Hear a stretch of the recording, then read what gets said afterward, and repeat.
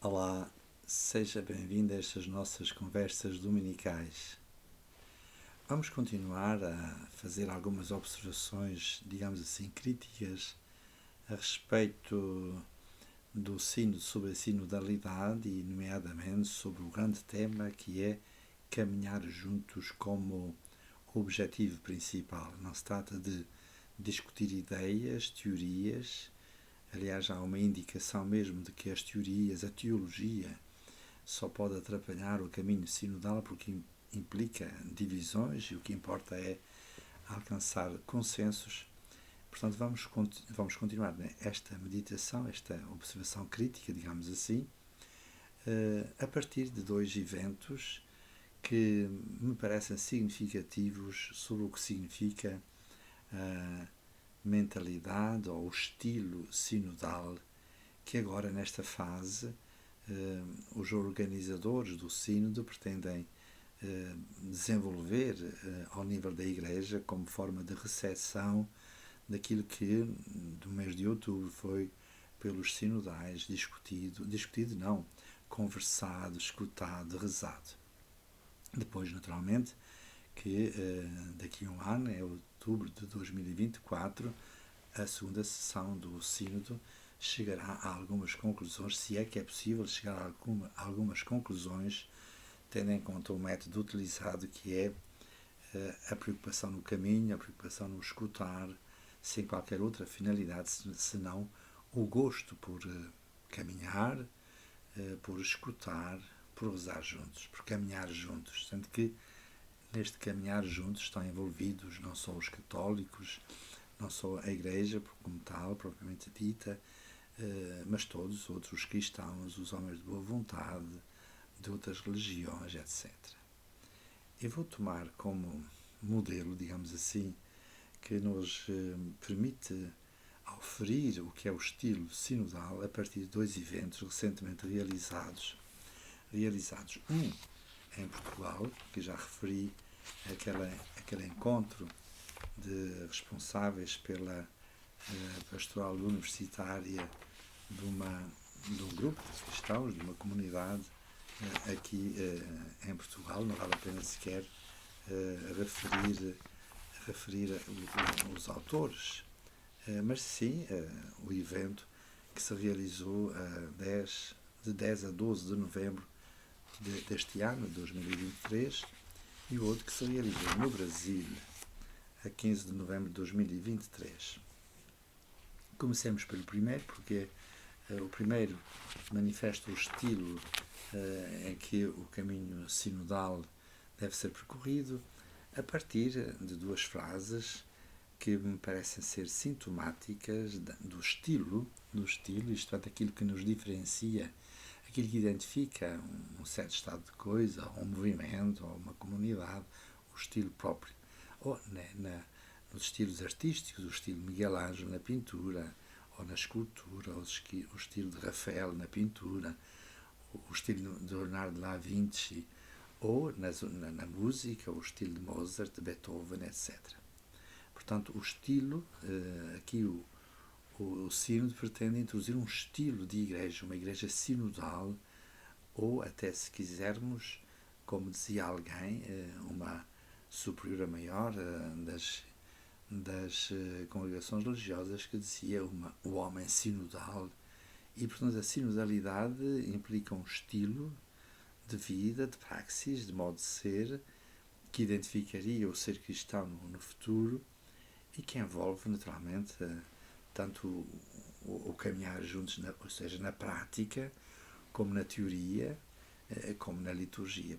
Eu diria, então, que os exemplos que eu quero referir hoje se situam um na praxis, o caminhar por caminhar, um na teoria, no conhecimento, o que é que nós pretendemos alcançar do ponto de vista teórico da busca da verdade, e o estilo das próprias celebrações litúrgicas, porque uma das reivindicações ou uma das sugestões que o documento final do sínodo apresenta é uma liturgia sinodal. Então temos um caminhar sinodal, um pensar sinodal e um celebrar sinodal. Para o o caminhar e o pensar, eu vou-me reportar esta reunião dos animadores de pastoral universitária, realizada algures em Portugal, não importa referir o nome, o lugar, nem sequer o nome da instituição, porque aqui o que importa é, em geral, a ideia que, neste caso concretamente, se concretiza nesta vivência sinodal da pastoral universitária. E tem duas fases muito significativas. Uma delas já partilhei consigo no último vídeo e diz o seguinte: aprendemos que o que importa não é a meta, mas o caminho percorrido. Isto é, eu já chamei a atenção para o impasse, eu diria,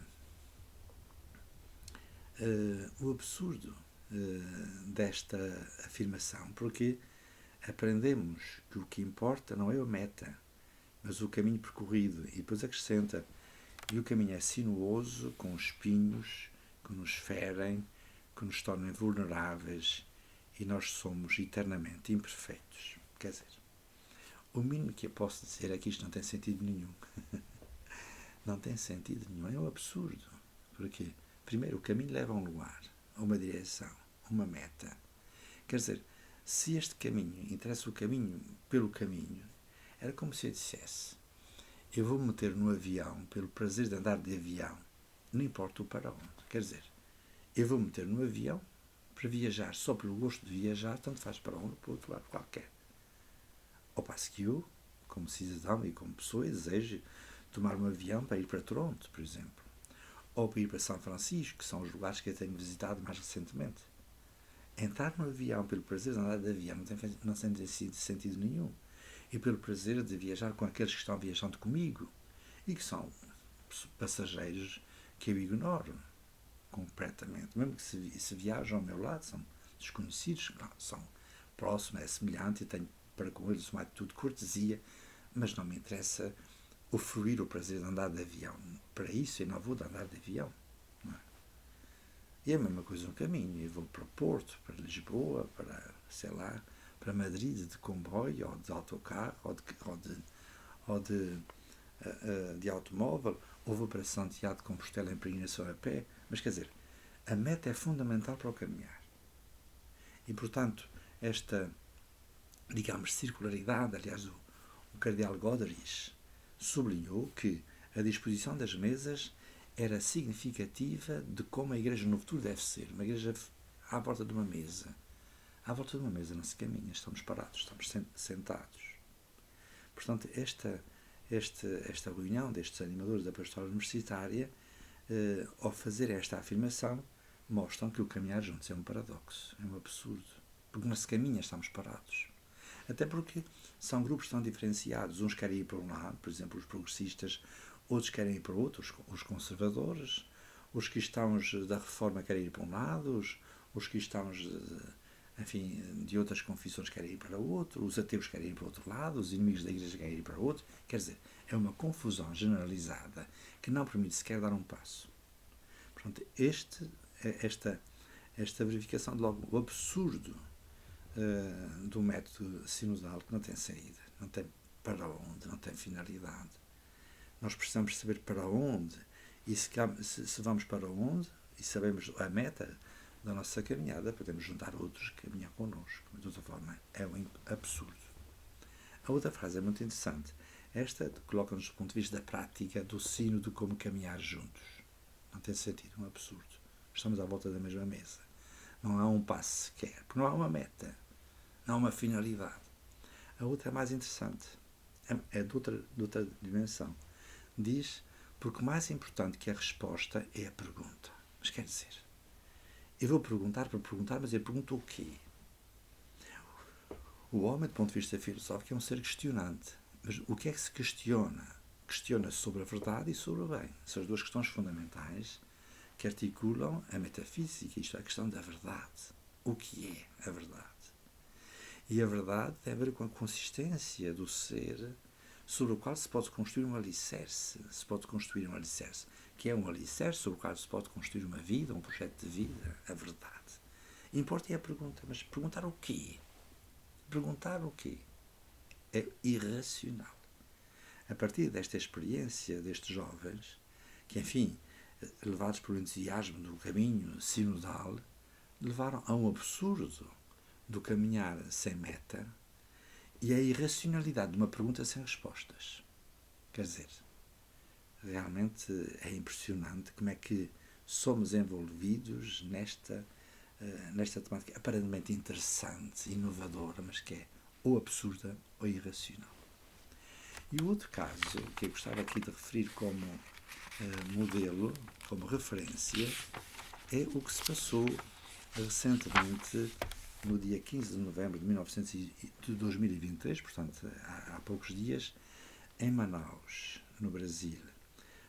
No final do 5º Congresso Missionário Nacional do Brasil, houve uma ordenação diaconal, Monsenhor Zenilda Lima, e nesta ordenação diaconal fez-se um ensaio de uma liturgia sinodal, ou seja, a liturgia propriamente dita do rito da ordenação manteve-se, mas foi enquadrada com rituais pagãos, que nos lembravam, eu vi essa referência com fumigações, bispos ou sacerdotes revestidos com coroas daquelas tradições culturais da Amazónia, e que nos lembrava, enfim, os ritos da Pachamama. Não estava presente a Pachamama, mas os rituais com fumigações, etc., à mistura com hinos de matriz, só matriz cristã, quando o Espírito Santo, o Espírito da vida, o Espírito não sei de quê. Portanto, a ordenação episcopal foi enquadrada neste ritual pagão. O que se pode minimamente concluir é que é uma aproximação de duas realidades tão díspares. Uma é um memorial da morte e da ressurreição do Senhor, que todos os sacramentos o são. Os sacramentos são memorial da paixão e ressurreição do Senhor. Tucus, nem mais nem menos. A liturgia, o que envolve é isso. É a palavra de Deus que nos recorda os mistérios da vida de Jesus, de acordo com os Evangelhos e as cartas dos Apóstolos, e é desta tradição viva que é transmitida de geração em geração ao longo da história da Igreja até ao presente, que dá a identidade ao estilo da liturgia cristã, que é memorial da paixão e morte do Senhor. A síntese disto está indicada, por exemplo, na aclamação depois da consagração, em que nós dizemos: anunciamos a vossa morte, proclamamos a vossa ressurreição, vindo Senhor Jesus. Morte, ressurreição, vindo Senhor Jesus. A liturgia é isto, nem mais, nem menos. Ora, enquadrar a liturgia nos ritos da cultura, assim dizemos nós, mas que na realidade é o paganismo daquelas regiões que vivem uma cultura, digamos assim, primitiva, digamos assim, como de resto aconteceu, de uma forma escandalosa para mim, e foi a gota de água que derramou, que pôs a derramar a minha paciência teológica, que foi os ritos da Pachamama na Basílica de São Pedro, ou nos Jardins do Vaticano, e com a Pachamama levada para a Igreja de Santa Maria em Transpontina, que me pareceu ser uma profanação, e aí a minha paciência teológica esgotou-se. Nós temos aqui duas situações, ou três situações, claro, a primeira dos jovens e esta da ordenação episcopal em Manaus, no dia 15 de novembro de 2023, que nos patenteia de uma forma clara o que é o estilo do caminho sinodal, para onde estes senhores que estão na base da sua organização nos querem conduzir. Mas por aí eu não vou. Já lhe disse várias vezes, citando um dos nossos poetas: eu não sei para onde vou, mas não vou por aí. Não vou por aí.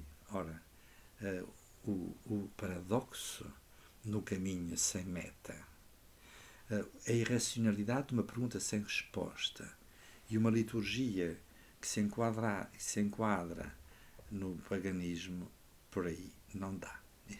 Não vou por aí. Tenho muita pena.